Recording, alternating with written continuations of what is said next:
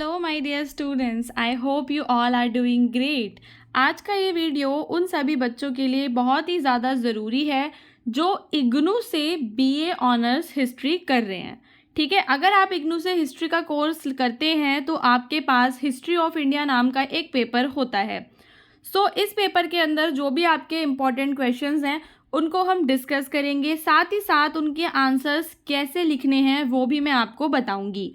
सबसे बड़ी बात यह है कि केवल क्वेश्चंस ही बता देना काफ़ी नहीं होता। वीडियो के अंदर मैं आपको बताऊंगी कि जो आपका आंसर है वो आपको किस तरीके से लिखना है, कौन कौन से पॉइंट्स हैं जो आपको इंक्लूड करने हैं। आंसर्स को हम हिंदी और इंग्लिश दोनों मीडियम के स्टूडेंट्स के लिए लेके आए हैं। हमारा जो पहला क्वेश्चन है उसमें हमसे पूछा है, how would you define the term Neolithic. Neolithic term को आप लोग कैसे डिफाइन करेंगे। Discuss in detail the concept of Neolithic revolution. और नियोलिथिक रेवोल्यूशन का जो कॉन्सेप्ट है उसको डिटेल में आपको डिस्कस करना है। सबसे पहले आप लोगों को नियोलिथिक की डेफिनेशन बतानी है। स्टूडेंट्स, नियोलिथिक जो है उसको हम बोलते हैं नवपाषाण युग। ठीक है, नवपाषाण युग हम उसको बोलते हैं। The term Neolithic means the last part of the stone age. जो हमारी स्टोन एज थी उसका जो लास्ट पार्ट है उसको हम नियोलिथिक कहते हैं। When human started farming and living in one place. जब जो इंसान था उसने फार्मिंग शुरू कर दी और एक स्थान पे रहना शुरू कर दिया। This period began around 10,000 BCE। During the Neolithic people change from being nomadic hunter gatherers to settled farmers.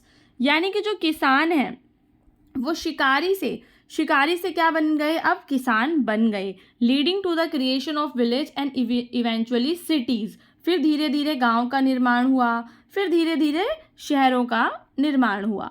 ठीक है, शब्द नियोलिथिक पत्थर के युग के अंतिम भाग को दर्शाता है, जब इंसानों ने खेती शुरू की और एक जगह रहने लगे। ठीक है, यह अवधि 10,000 ईसा पूर्व में शुरू हुई और नियोलिथिक काल यानी कि जो आपका नवपाषाण काल है। ठीक है, नवपाषाण काल में लोग घुमंतु शिकारी इकट्ठा करने वाले से स्थायी किसान बन गए। अब नियोलिथिक रेवोल्यूशन क्वेश्चन में आपसे पूछा है कि नियोलिथिक रेवोल्यूशन क्या है वो बताओ। The Neolithic revolution refers to the big changes. बड़े बड़े चेंजेस हुए उस टाइम पे। That happened when humans began to farm. जब किसानों ने क्या करा, खेती करनी शुरू करी। जब किसानों ने खेती करनी शुरू करी तो बड़े बड़े चेंजेस हुए। फॉर एग्जाम्पल, जो लोग हैं उन्होंने वीट, राइस, एनिमल्स को पालना शुरू करा, वीट और राइस को उगाना शुरू करा। This shift allowed them to produce more food and support larger group of people. और इसके वजह से उन्होंने ज़्यादा फूड जो है प्रोड्यूस किया और ज़्यादा लोगों को सपोर्ट किया। As a result communities formed. Permanent लोगों के घर हो गए और पॉपुलेशन में ग्रोथ होने लग गया और सोसाइटीज़ जो हैं वो कैसी हो गई, कॉम्प्लेक्स हो गई, जटिल हो गई। ठीक है, नियोलिथिक क्रांति उस बड़े बदलाव को दर्शाती है जब इंसानों ने खेती करनी शुरू कर दी। लोग गेहूं और चावल जैसी फसलें उगाने लगे और भेड़ बकरी जैसे जानवरों को पालने लगे। इस बदलाव ने उन्हें अधिक भोजन बनाने की अनुमति दी और बड़े समूहों का समर्थन करने की क्षमता दी। जनसंख्या में वृद्धि हुई और जटिल समाज बने। फिर इसका सोशल और इकोनॉमिक इम्पैक्ट क्या पड़ा। The change to farming during the Neolithic Revolution had a major impact on society and the economy. Society पे और इकॉनमी पे एक बड़ा इम्पैक्ट पड़ा। With more food available communities could grow and support more people. अब क्योंकि उनके पास जो खाना है वो भारी मात्रा में क्या है बच्चों, अवेलेबल है, जिसकी वजह से वो ग्रो और सपोर्ट कर पाते हैं ज़्यादा लोगों को। This lead to different jobs and roles in society as not everyone had to farm. हर किसी को अब खेती नहीं करनी, ट्रेड लोगों ने शुरू कर दिया। ठीक है, ट्रेड शुरू कर दिया लोगों ने। This change created the need for new tools. फिर पॉटरी, वीविंग और ये सारी चीज़ें जो डेली लाइफ की होती हैं इनमें क्या हो गया, बढ़ गई ये सारी चीज़ें। इस क्रांति के दौरान कृषि में बदलाव ने समाज और अर्थव्यवस्था पर बड़ा प्रभाव डाला। अधिक भोजन उपलब्ध होने के कारण समुदाय बढ़ सकते थे और अधिक लोगों का समर्थन कर सकते थे। इससे समाज में अलग अलग काम और भूमिकाएं बनने लगी। क्योंकि हर किसी को खेती करने की आवश्यकता नहीं थी, लोगों ने अधिशेष भोजन, सामानों का आदान प्रदान करके व्यापार भी शुरू किया। ठीक है, अब हर कोई कृषि नहीं कर रहा, किसी के पास कुछ और चीज़ अवेलेबल है। आप लोगों को वस्तु विनिमय के बारे में भी पता होगा, तो चीज़ों का आदान प्रदान उन्होंने शुरू कर दिया था। इस बदलाव ने मिट्टी के बर्तनों और बुनाई जैसी नई चीज़ों की ज़रूरत बनाई, जिससे दैनिक जीवन में और प्रगति हुई। उसके बाद हम बात करेंगे कल्चरल डेवलपमेंट्स की। जो हमारा न्योलिथिक रेवोल्यूशन है, उसकी वजह से कल्चरल चेंजेस आए, यानी कि समाज में बदलाव आए। As people settled in one place they began to form communities. जब लोग एक जगह रहने लग जाते हैं तो वो क्या बना लेते हैं स्टूडेंट्स, वो बना लेते हैं अपनी कम्युनिटीज़ को, अपने कल्चर को वो लोग डेवलप करते हैं। जैसे कि उन्होंने बड़े बड़े स्ट्रक्चर्स बनाए, आर्ट और रिलीजियस रिचुअल्स करने लग गए। ठीक है, crafts like pottery and weaving became more common and sharing ideas among different groups helped everyone grow together. और जब उन्होंने अपने आइडियाज़ को शेयर किया तो जो लोग हैं उन्होंने एक साथ ग्रो करना शुरू किया। सो न्योलिथिक क्रांति ने महत्वपूर्ण सांस्कृतिक बदलावों को जन्म दिया। जब लोग एक जगह रहने लगे तो उन्होंने समुदाय बनाना शुरू किया और अपनी संस्कृतियों का विकास किया। उन्होंने बड़े ढांचे बनाए, कला तैयार की और कृषि और प्रकृति से संबंधित धार्मिक प्रथाएं शुरू की। मिट्टी के बर्तनों और बुनाई जैसे शिल्प अधिक सामान्य हो गए और विभिन्न समूहों के बीच विचारों को साझा करने से भी विकास हुआ। देन आप लोग कंक्लूजन में इसको लिख देंगे, जो मैंने आपको कंक्लूजन प्रोवाइड किया है। यहाँ पर मैं आपको एक बहुत ही इंपॉर्टेंट चीज़ ये बताना चाहती हूँ स्टूडेंट्स, एक बार आप कंक्लूजन्स के स्क्रीनशॉट्स ले सकते हैं या फिर आप लोग चाहें तो इसको नोट डाउन अगर आप कर रहे हैं तो कर सकते हैं। एक चीज़ बताना चाहती हूँ कि जब भी आप आंसर लिखते हो, ठीक है, तो आंसर राइटिंग में जो मोस्ट इंपॉर्टेंट चीज़ ये होती है कि आप सबसे पहले एक इंट्रोडक्शन दो, फिर आप अपनी बॉडी लो, ठीक है, बॉडी में सारा जो भी आपको एक्सप्लेन करना है, और लास्ट में कंक्लूजन यानी कि निष्कर्ष लिखना जो है वो बहुत ही ज़्यादा ज़रूरी होता है। निष्कर्ष में आपने जो भी पहले ऊपर बताया है वही सारी बातों को घुमा फिरा के दोबारा से लिखना होता है। ठीक है, तो यहाँ पे दिया हुआ कंक्लूजन आप लोग नोट डाउन कर सकते हैं अपने आंसर के अंदर। अब जो हमारा दूसरा क्वेश्चन है उसमें हमें अलेक्जेंडर के इन्वेजन के बारे में पढ़ना है कि जो अलेक्जेंडर है उसने इंडिया में इन्वेड किया था। ठीक है, हम उसके बारे में पढ़ेंगे। सबसे पहले हम बैकग्राउंड की बात करते हैं कि जो अलेक्जेंडर है क्या बैकग्राउंड रहा कि वो इंडिया में आया। Alexander the great was the king of Macedonia. Alexander बच्चों कहाँ का था? अलेक्जेंडर जो था वो मैसिडोनिया का था। Who began his conquest in 334 BCE with the goal of expanding his empire and spreading Greek culture. तो यहाँ पर जो अलेक्जेंडर है उसको क्या स्प्रेड करना है? उसको ग्रीक कल्चर को स्प्रेड करना है। His invasion of India was driven by a desire to reach the ends of the earth. उसकी डिज़ायर क्या है? He wanted to reach at the ends of the earth and achieve glory after conquering the Persian empire. Persian empire को जीत कर उसको glory प्राप्त करनी है। अलेक्जेंडर द ग्रेट मैसेडोनिया का राजा था और उसने 334 ईसा पूर्व में अपने साम्राज्य का विस्तार करने और ग्रीक संस्कृति को फैलाने के लक्ष्य से अपने विजय अभियान की शुरुआत की थी और वो धरती के अंत तक पहुंचना चाहता था। अब वो इंडिया कैसे आया? In 326 BCE Alexander crossed into India after defeating Persia. Persia को डिफीट करने के बाद वो इंडिया आया। Moving through the Hindu Kush mountains he arrived at the Indus river where he encountered various local tribes. Indus river के आसपास आया वो, जहाँ पर उसको कई सारी लोकल ट्राइब्स मिली एंड बिगेन हिज कैंपेन। और फिर उसने भारतीय उपमहाद्वीप में जो है अपना कैंपेन शुरू किया। आपको पूरी कहानी की तरह इसको पढ़ते जाना है। अलेक्जेंडर ने फारसी साम्राज्य को पराजित करने के बाद भारत में प्रवेश कर लिया था। ठीक है, देन यहाँ पर हम एक बात करेंगे हैदपीस के बैटल की। The most significant battle during Alexander invasion was the battle of Hydaspes against king Porus. Porus king के बारे में आपने पढ़ा होगा। पोरस के खिलाफ अलेक्जेंडर ने बैटल किया था झेलम नदी के पास, जहाँ पे उसने अपने मिलिट्री टैक्टिक्स का इस्तेमाल किया। ठीक है, ताकि जो पोरस के एलिफेंट्स हैं उनको वो हरा सके। Despite tough resistance Alexander won the battle and he chose to reinstate Porus as a local ruler creating a strategic alliance. तो यहाँ पर जो हमारा अलेक्जेंडर है वो क्या होता है बच्चों? पोरस से जीत जाता है। अब अलेक्जेंडर जीत जाता है तो उसके साथ क्या बना लेता है? अलायंस बना लेता है। अलेक्जेंडर के आक्रमण के दौरान सबसे जो महत्वपूर्ण लड़ाई है वो हाइडपेस की लड़ाई थी जो पोरस के खिलाफ हुई। झेलम नदी के पास ये लड़ाई लड़ी गई थी जिसमें उसने अपनी सैन्य रणनीतियों का प्रदर्शन किया था, कैवेलरी का उपयोग किया था और हाथियों का सामना करने के लिए रणनीतियाँ अपनाई थी। काफ़ी प्रतिरोध के बावजूद अलेक्जेंडर ने लड़ाई को जीत लिया और पोरस को वहाँ का स्थानीय शासक बना के क्या करा, वहाँ पर एक राजनीतिक गठबंधन बना लिया था। ठीक है। Alexander invasion lead to important cultural exchanges. अब जब अलेक्जेंडर आया तो उसकी वजह से कई सारे कल्चरल एक्सचेंजेस हुए ग्रीक और इंडियन सिविलाइजेशन के बीच में। Greek art, philosophy, governance idea began to influence Indian culture.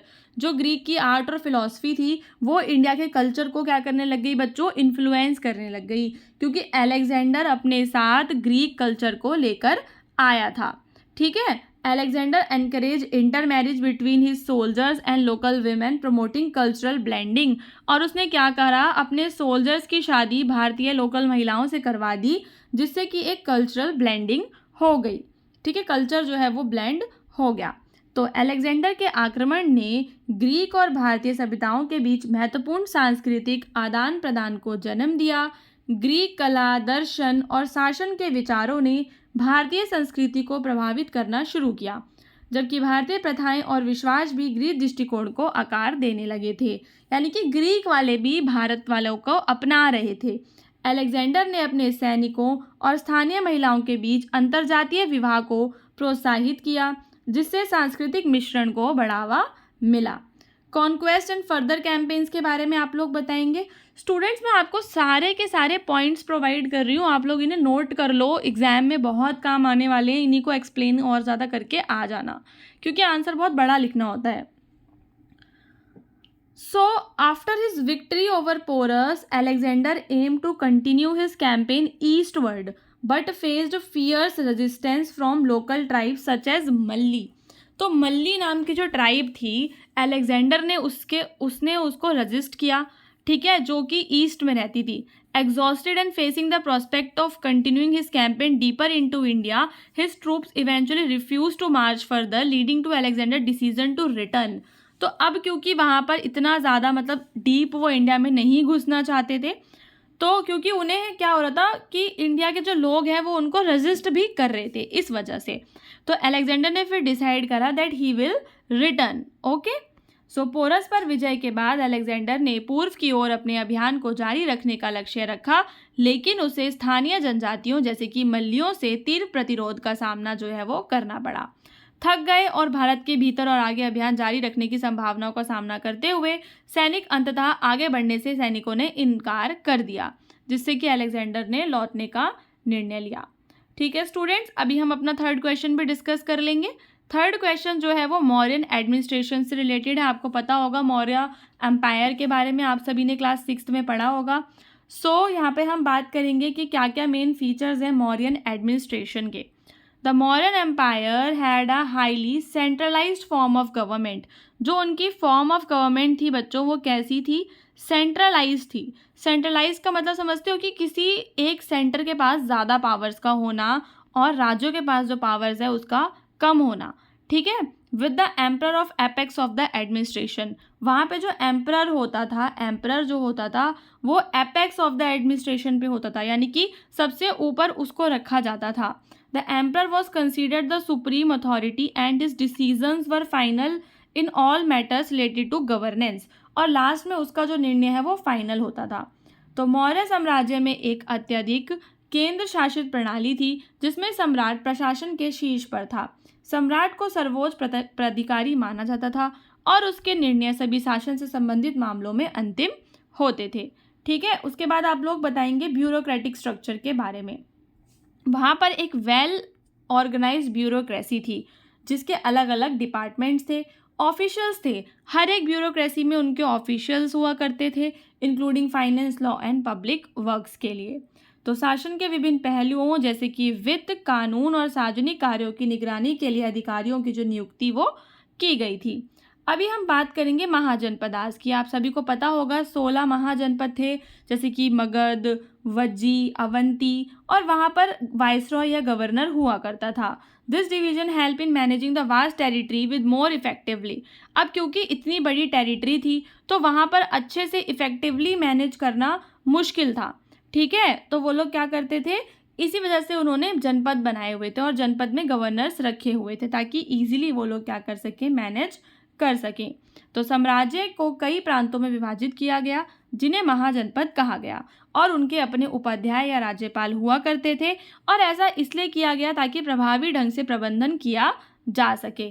ठीक है बच्चों। Then judicial system. जो मॉडर्न एडमिनिस्ट्रेशन है established a comprehensive judicial system that included courts for civil and criminal cases के लिए वहाँ पे क्या थे, कोर्ट्स थे। The emperor was seen as the highest जज, और जज जो है वो कौन होता था बच्चों, जज जो है वो होता था उनका एम्परर। ठीक है। और लोकल जो कोर्ट्स होते थे वहाँ पे जजेस को वो अपॉइंट कर देता था और सबसे हाईएस्ट जज होता था वहाँ का राजा। मौर्य प्रशासन ने नागरिक और आपराधिक मामलों के लिए अदालतों सहित एक व्यापक न्यायिक प्रणाली की स्थापना की। सम्राट को सर्वोच्च न्यायाधीश माना जाता था और स्थानीय अदालतें नियुक्त न्यायाधीशों के मार्गदर्शन में जो है वो काम करती थीं। The modern empire had a systematic approach. जो मॉडर्न एम्पायर है उसकी एक सिस्टमैटिक अप्रोच थी टैक्स को लेकर। ठीक है। टैक्स वो लेते थे एग्रीकल्चर से, ट्रेड से, क्राफ्ट से। रिवेन्यू जो है was crucial for administration and officials were tasked with ensuring timely collection and management of funds. तो जो ऑफिशियल्स हुआ करते थे उनको टाइमली जो है कलेक्ट करना पड़ता था। क्या क्या कलेक्ट करना पड़ता था बच्चों, टैक्स कलेक्ट करना पड़ता था और उसी टैक्स से वो बाकी के खर्चे उठाते थे, सेना को सैलरी देना जैसे कि। तो मौर्य साम्राज्य में कराधान के लिए एक व्यवस्थित दृष्टिकोण था जिसमें कृषि, व्यापार और शिल्प पर कर लगाए जाते थे। राजस्व प्रशासन के लिए महत्वपूर्ण था और अधिकारियों को निधियों का समय पर संग्रहण और प्रबंधन सुनिश्चित करने का कार्य सौंपा गया था। फिर आप बात करेंगे कानून व्यवस्था की। तो वहाँ पर एक स्ट्रॉन्ग एम्फेसिस था। वो लोग क्या करते थे, ज़्यादा जोर देते थे बच्चों लॉ और ऑर्डर को मेंटेन करने में। ठीक है। जो ऑफिशियल्स हुआ करते थे उनका काम था कि वो सिटीजन्स की सेफ्टी को इंश्योर करें, कानूनों को लागू करें। ठीक है। और स्पाइस भी हुआ करते थे, जासूस भी हुआ करते थे उन लोगों के। तो मौर्य प्रशासन ने साम्राज्य के पूरे क्षेत्र में कानून और व्यवस्था बनाए रखने पर जोर दिया। अधिकारियों की नागरिकों की सुरक्षा सुनिश्चित करने और कानूनों को लागू करने की जिम्मेदारी थी। किसकी जिम्मेदारी थी बच्चों, अधिकारियों की जिम्मेदारी थी और जासूसों का भी उनका एक नेटवर्क होता था।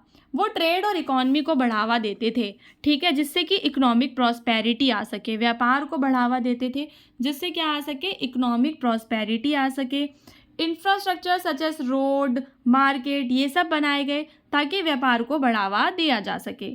ठीक है। तो मौर्य साम्राज्य ने व्यापार और वाणिज्य को सक्रिय रूप से बढ़ावा दिया जिससे आर्थिक समृद्धि हुई। व्यापार को सुगम बनाने के लिए सड़कों और बाजारों जैसी आधारभूत संरचना विकसित की गई और व्यापारियों को व्यावसायिक गतिविधियों में भाग लेने के लिए प्रोत्साहित किया गया। ठीक है। तो जो भी व्यापारी हैं वो व्यवसाय करें जिससे कि जो है ट्रेड को बढ़ावा मिले, व्यापार को बढ़ावा मिले। रिलीजियस टॉलरेंस के बारे में तो आप सभी को पता ही होगा कि जो अशोक थे वो रिलीजियस टॉलरेंट थे। वो क्या सभी धर्मों को बराबर मानते थे और उन्होंने अपना एक धम्म भी लेकर आए थे, धम्मा, जिसको धम्मा कहते हैं, मॉरल वैल्यूज़ का धर्म की वो बात ज़्यादा करते थे।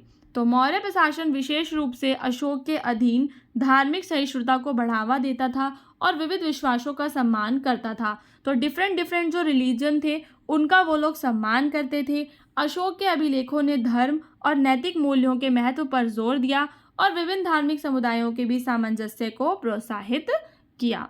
सो स्टूडेंट्स, अगर आपको ये वीडियो अच्छा लगा और आप लोग अपने बाकी के वीडियोस चाहते हैं, जो भी आपके पेपर कोड्स हैं वो हमें कमेंट करके बताएं। पहली बात, ठीक है, सारे के सारे पेपर कोड्स जो है वो कमेंट करो और उनके इंपॉर्टेंट क्वेश्चंस हम आपके लिए लेकर आएंगे। ठीक है। दूसरी चीज़, अगर आपको अपने असाइनमेंट्स चाहिए तो आप लोग हमारे नंबर पे कांटेक्ट कर सकते हो। ठीक है। हमारे चैनल को सब्सक्राइब करो अगर आपको इसी तरह के और भी वीडियोस चाहिए।